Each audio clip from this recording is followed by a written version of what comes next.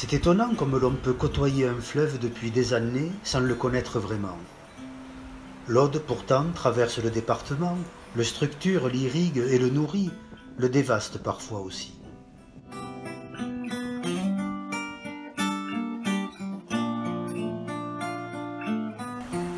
Alors m'est venue l'envie de la redécouvrir dans sa diversité, depuis sa naissance, petit ruisseau dans les montagnes pyrénéennes, puis torrent dévalant la haute vallée dans des gorges encaissées.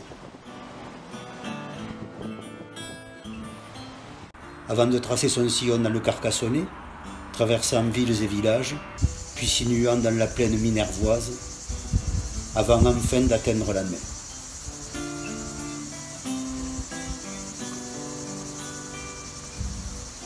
Suivre le fleuve au plus près, c'est cette histoire que je vais maintenant vous raconter.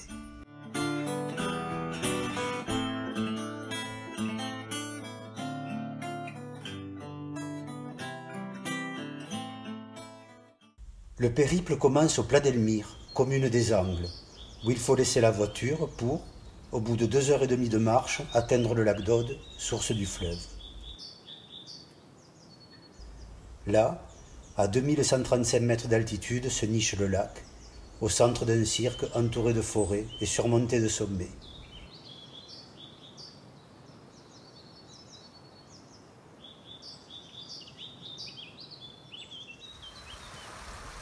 De petits ruisseaux dévalent les pentes pour l'alimenter. Tout ici respire la sérénité.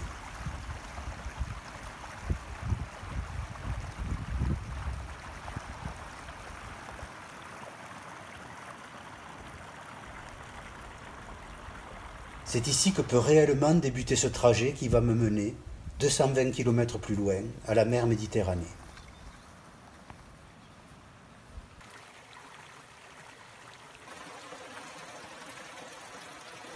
J'attaque la descente en suivant ce ruisseau que l'on peut encore sauter à pieds joints. J'y jette un bout de bois et lance un défi, au premier arrivé. Le cours d'eau évite ensuite le village des Angles pour filer sur le plateau du Cap-Cyr, où il va alimenter le lac de Matemal.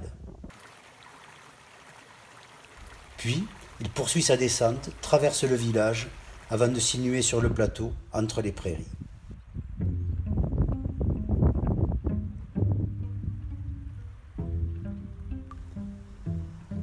Il passe au pied du hameau de Villeneuve, commune de Formiguères, et franchit le premier vrai pont.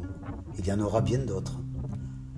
Un peu plus loin, il baigne les pieds du petit bourg de Réal, et enfin s'épanche dans la retenue de Puy-Valador, dominée par les maisons du village.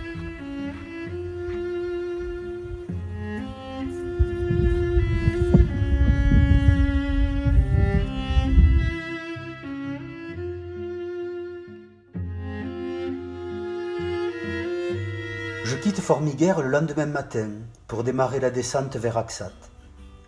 Aucun sentier ne longeant la route sur cette portion, j'ai choisi le vélo pour effectuer ces 40 km.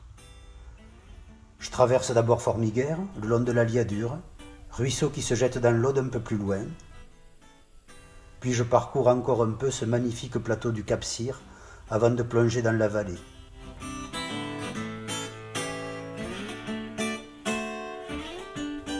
La pente est raide sur cette route qui ne fut terminée qu'en 1890. Très peu de maisons sur les 20 premiers kilomètres.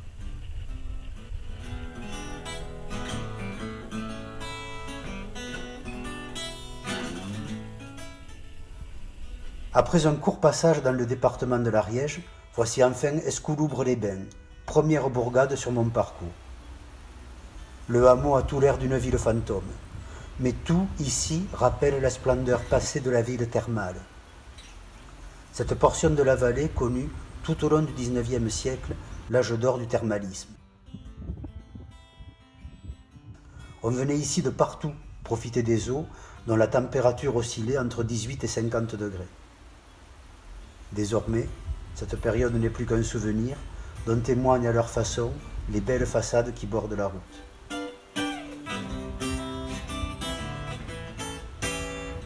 Escouloubres, c'est ici que je trouve la première des nombreuses centrales hydroélectriques qui jalonnent la descente.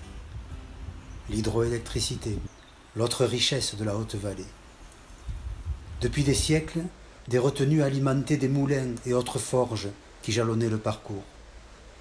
En 1900, Joachim Estrade construit la centrale de Saint-Georges, qui va fournir l'électricité à une centaine de communes du département jusqu'à Narbonne.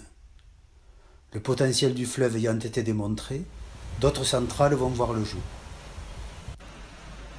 C'est pour alimenter ces usines de façon régulière qu'est mis en service le barrage de Puy-Valador en 1932, puis celui de Matemal en 1959. Voici enfin les magnifiques gorges de Saint-Georges. Le vent qui s'y engouffre est tellement violent que même en descente, je dois me mettre en danseuse. Et puis Axat, fin de cette partie du périple. Mais en fait, c'est là que pour moi, les choses sérieuses vont commencer. Lorsque j'avais préparé mon expédition, j'avais fait une reconnaissance préalable de la rivière pour tenter d'anticiper quelques-unes des difficultés.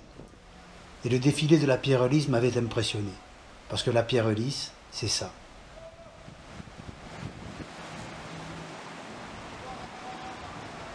J'avais alors pris contact avec Pyrène Rafting à Pont-d'Aliès. Bonne pioche. Jean-Baptiste et Sylvain, à qui j'expliquais mon projet, y adhérèrent immédiatement. Ils me donnèrent des informations précieuses sur mon périple à venir, la vitesse moyenne escomptée, les chaussées et barrages à franchir.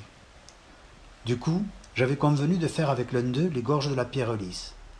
Cela me remettrait en mémoire mes notions de canoë, et je savais que leur expérience serait précieuse. C'est avec Sylvain que je passais cet après-midi. Après nous être harnachés comme des cosmonautes, il commença par me donner des informations sur la sécurité.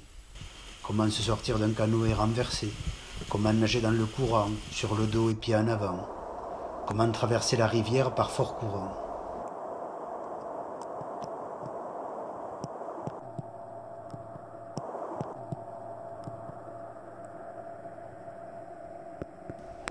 Il m'apprit à repérer les trains de vagues, à me méfier des remous et des chutes d'eau, à anticiper les difficultés. Ce fut un apprentissage indispensable et un grand moment de bonheur.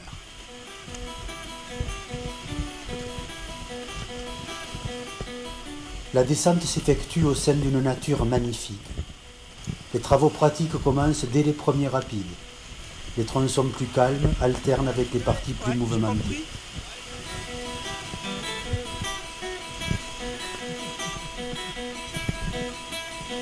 Parfois, Sylvain s'arrête et me fait découvrir des lieux où l'on n'accède que par la rivière. Il photographie aussi des branches, des déchets, fer et plastique, qu'il viendra récupérer plus tard. Jean-Baptiste et Sylvain sont très attachés à la propreté du fleuve et participent souvent, avec les communes, à des opérations de nettoyage. La descente se poursuit, la rivière se rétrécit et le passage dans les gorges a tout d'une lessiveuse.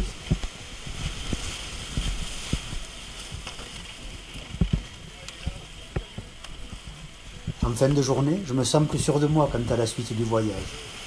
Et serais-je capable de passer les difficultés à venir et pagayer 6 heures par jour? Cela, je le saurai dès le lendemain.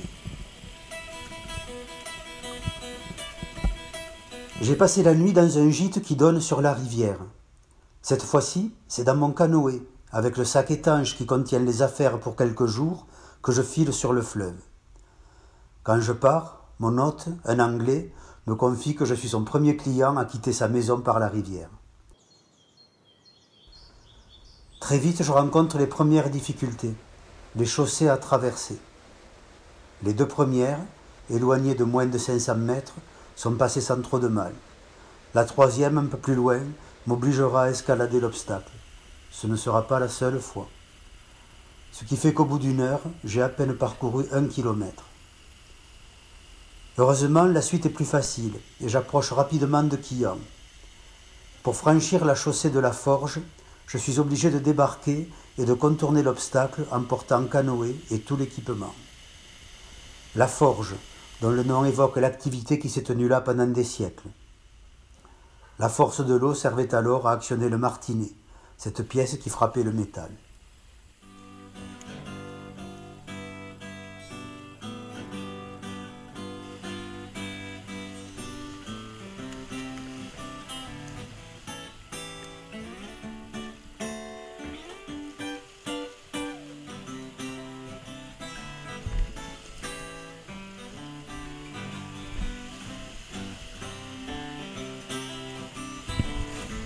Voici enfin Quillan. Le courant s'accélère progressivement, mais les leçons de Sylvain ont été efficaces et je passe sans problème les différents obstacles, y compris le parcours sportif que j'avais reconnu à l'entrée de la ville et qui m'avait quelque peu empêché de dormir la nuit précédente.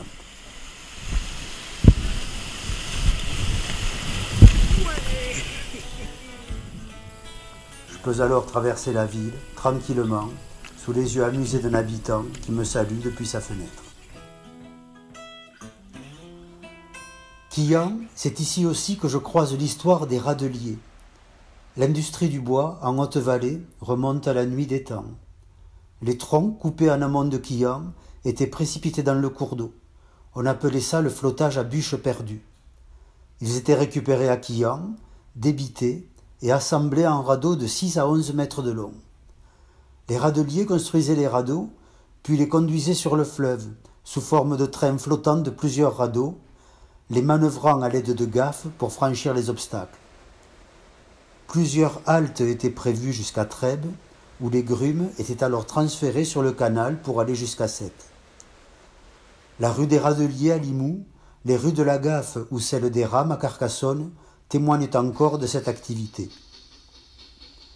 Vers 1830, 1000 radeaux partaient de Quillan tous les ans.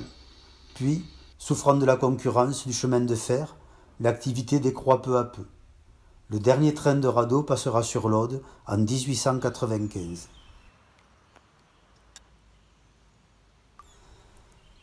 Les étapes qui suivent ne sont que pur bonheur.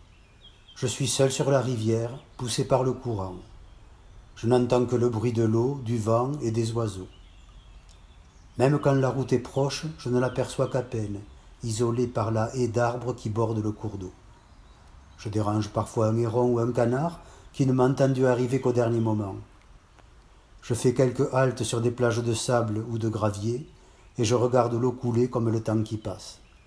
Je me sens alors complètement isolé et loin du monde, dont je ne suis pourtant pas si éloigné.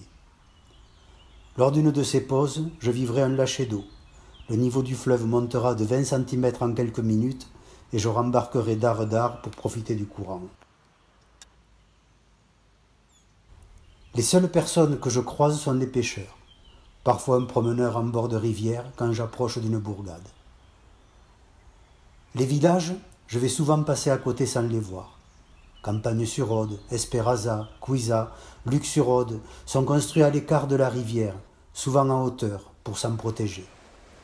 J'avais pensé pouvoir m'arrêter régulièrement et faire un tour dans les bourgs traversés. Matériellement, ce fut impossible. Il existe très peu d'endroits, en fait, où l'on peut débarquer. Les quelques chemins qui descendent sur le fleuve sont souvent embroussaillés et peu ou pas accessibles.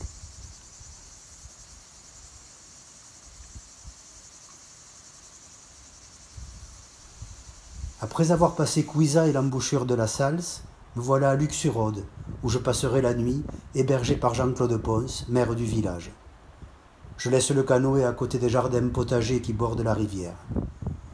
Après avoir pagayé pendant plus de 6 heures, je suis claqué mais heureux.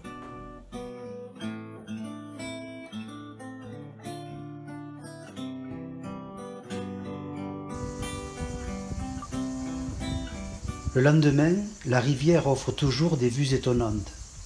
Je suis rapidement à Alette, la ville où les habitants peuvent encore aller chercher l'eau à la source. C'est là aussi que je passerai les derniers rapides, avant que la vallée ne s'élargisse pour déboucher dans la plaine qui va me conduire jusqu'à Limoux. Mais d'autres difficultés vont se présenter. Des arbres tombés lors du dernier coup de vent obstruent la rivière. Ces troncs sont potentiellement très dangereux, car ils constituent des obstacles dans lesquels d'autres branches vont s'accumuler pour former des embâcles, ces barrages qui, lors des crues, retiennent l'eau jusqu'à ce qu'il cède, libérant alors une vague qui va tout dévaster sur son passage. Et accessoirement, pour celui qui passe en canoë, une difficulté supplémentaire.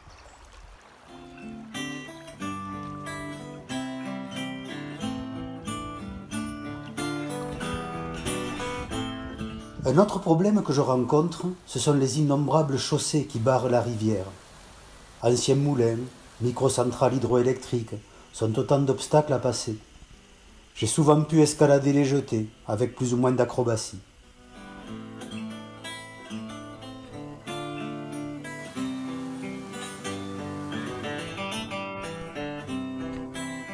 Mais souvent, il faut débarquer, sortir les sacs du canot, tout jeter sur la berge, se hisser avec difficulté, puis tirer le bateau et tout le matériel pour contourner l'obstacle et retrouver la rivière un peu plus loin. Tout cela est assez fatigant et fait aussi perdre beaucoup de temps.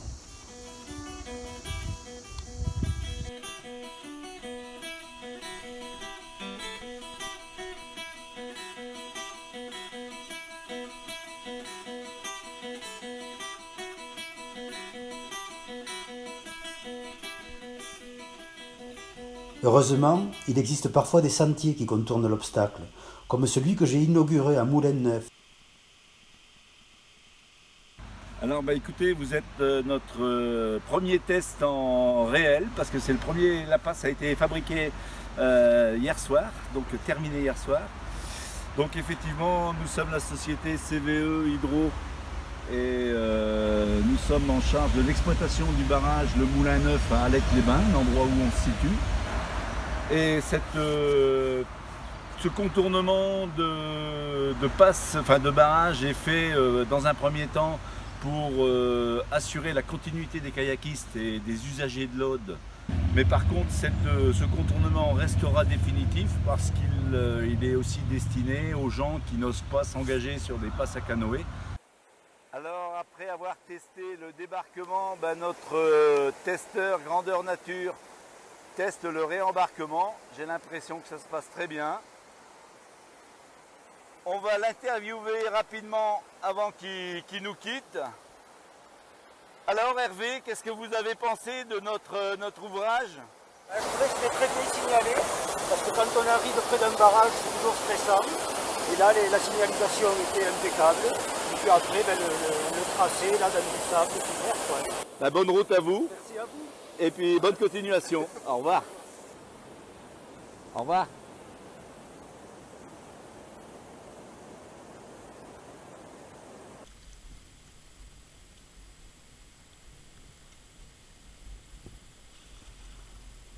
Enfin, il existe heureusement parfois des glissières à canoë. Il faut alors juste s'assurer avant de s'y engager qu'il n'y a pas d'obstacle à l'arrivée, des branches ou des troncs qui auraient été apportés lors de la dernière crue. Et ensuite, c'est le toboggan.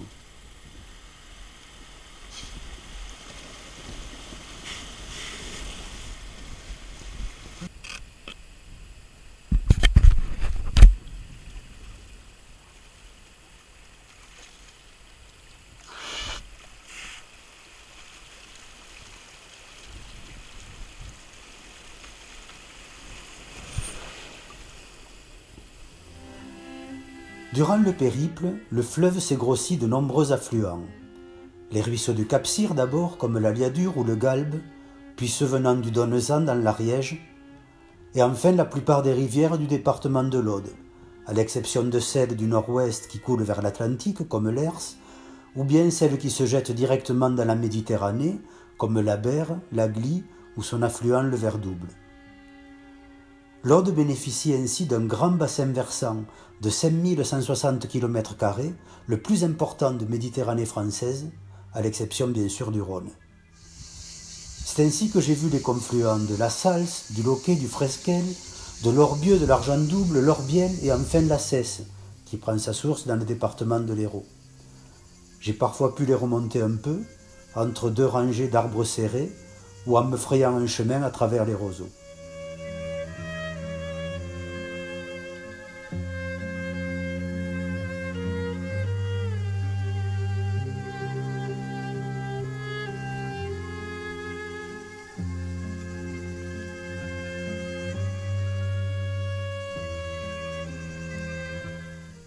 Le Fresquel, avec ses 60 km, est le deuxième plus long affluent de l'Aude. Quand il se jette dans le fleuve, entre Carcassonne et Trèbes, j'assistais à un phénomène étonnant. La veille, il y avait eu de gros orages dans la Haute-Vallée, ce qui fait que je naviguais sur une Aude boueuse aux eaux marron. Mais il n'avait pas plu dans le Lauragais, et les eaux du Fresquel étaient vertes. Pendant quelques centaines de mètres, les eaux des deux rivières coulaient l'une à côté de l'autre sans se mélanger. Je naviguais donc ainsi sur un fleuve bicolore, à la frontière des eaux pyrénéennes et lauragaises.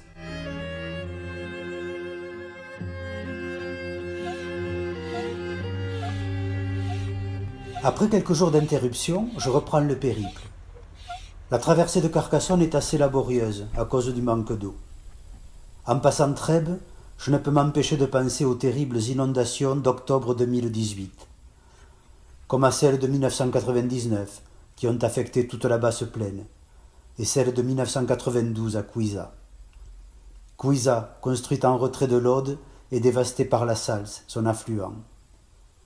On peine à imaginer la violence du fleuve quand on le voit si paisible. Mais l'Aude a toujours fait des siennes. Les crues de 1940, 1930 et surtout de 1891 sont longtemps restées dans les mémoires, avant d'être malheureusement supplantées par celles des 30 dernières années. Depuis, la prévention a évolué.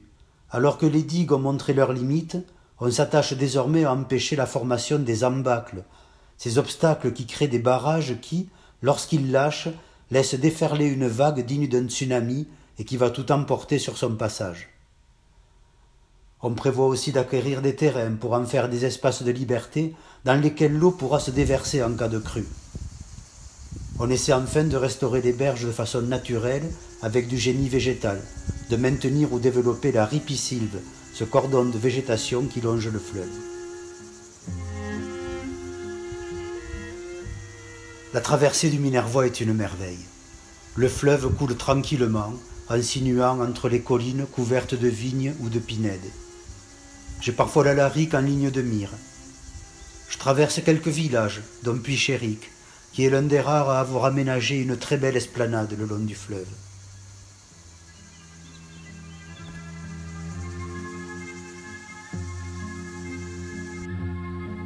Parfois un château ou une belle demeure apparaît au bord de l'eau. J'ai toujours droit à des pauses superbes sur des plagettes accessibles uniquement depuis la rivière. J'ai enfin mon lot quotidien d'obstacles que je franchis tant bien que mal, malgré tout le soin que j'avais pris à préparer le projet.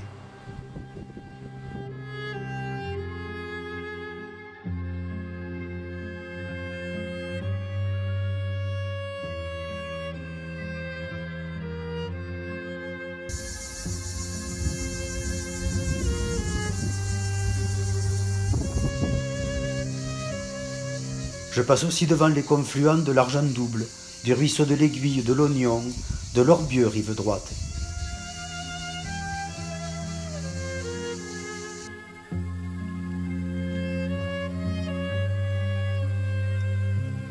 Parfois je les remonte un peu, comme ici la Cesse, qui après avoir arrosé Minerve, Bise Minervois et Mirepeissé, se jette dans l'Aude au niveau de Salelles.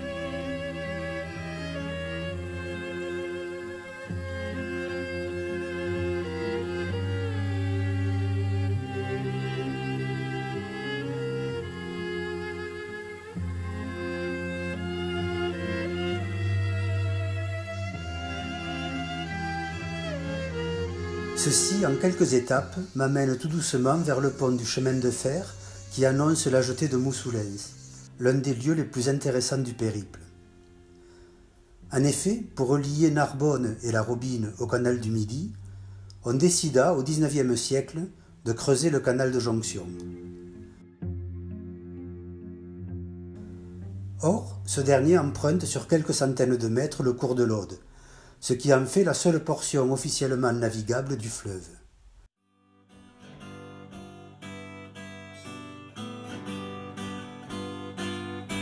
Les pénichettes de tourisme l'empruntent, comme celle-ci, venant de Narbonne et qui va rejoindre le canal du Midi.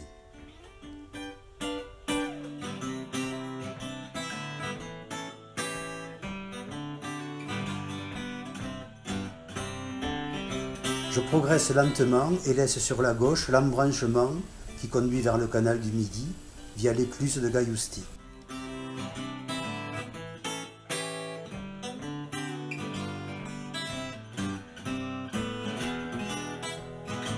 « 200 mètres plus loin, sur la gauche, la chaussée que je vais devoir traverser, et droit devant l'écluse de Moussoulens qui mène, elle, vers Narbonne et la Robine.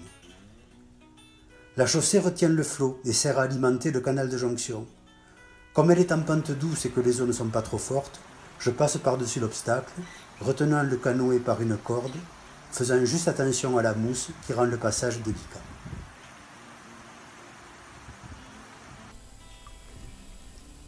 La suite est un long fleuve tranquille. Il reste environ 25 km jusqu'à la mer qui feront l'objet de la dernière étape avec mon épouse qui m'a rejoint pour ses ultimes coups de pagaie. Après Coursan, nous passons à plusieurs reprises devant des écluses qui régulent l'arrivée de ces nombreux canaux qui, depuis le XIXe siècle, sillonnent la basse plaine narbonnaise. Sur les berges, les roseaux et quelques pins ont remplacé la haute rangée d'arbres au milieu de laquelle je naviguais depuis Axat. Alors que le cri des goélands remplace le doux chant des oiseaux qui m'accompagnait depuis 170 km, voici le dernier obstacle à franchir, le barrage Anticelle, construit pour empêcher les eaux salées de remonter en amont, là où l'on utilise le fleuve pour l'irrigation. Rive gauche, une petite écluse permet à des barges de travail de le traverser. Le barrage est d'un faible dénivelé et nous le franchissons par une passe entre deux piliers.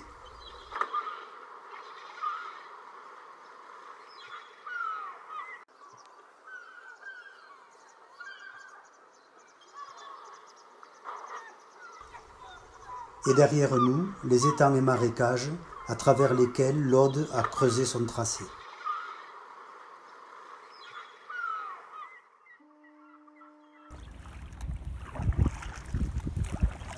Le barrage passé, je goûte l'eau. Pas de surprise, elle est bien salée. Et notre univers bascule tout à coup. Des bateaux amarrés le long des berges, d'autres qui circulent sur le fleuve, des jet-skis, un voilier sur lequel l'équipage affale les voiles. Nous poursuivons notre périple un peu étourdis par cette agitation après tant de kilomètres dans la solitude du fleuve.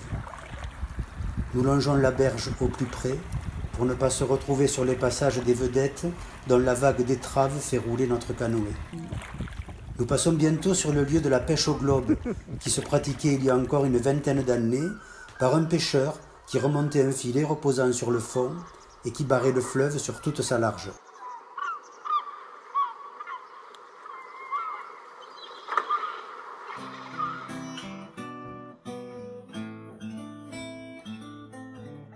Laissant le petit port de plaisance des cabanes de Fleury sur notre droite, nous parcourons les quelques dernières centaines de mètres. Nous voilà au niveau des jetées qui régulent l'embouchure du fleuve.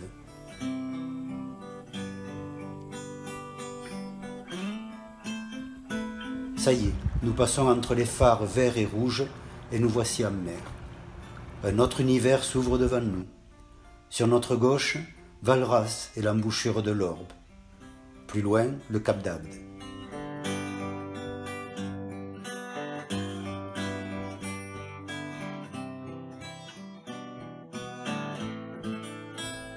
Sur la droite, Saint-Pierre-la-Mer, puis Gruissant et Port-la-Nouvelle. Et droit devant, un horizon infini qui invite aussi à d'autres périples. Je pense au bout de bois que j'ai jeté dans le ruisseau 220 km plus tôt. Est-il arrivé jusqu'ici ? Nous faisons demi-tour pour rejoindre le petit port où nous attend une voiture. Fin du voyage.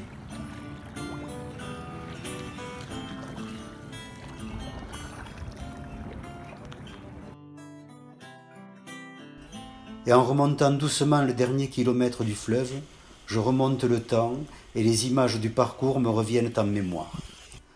Je repense à toutes ces émotions ressenties lors du voyage.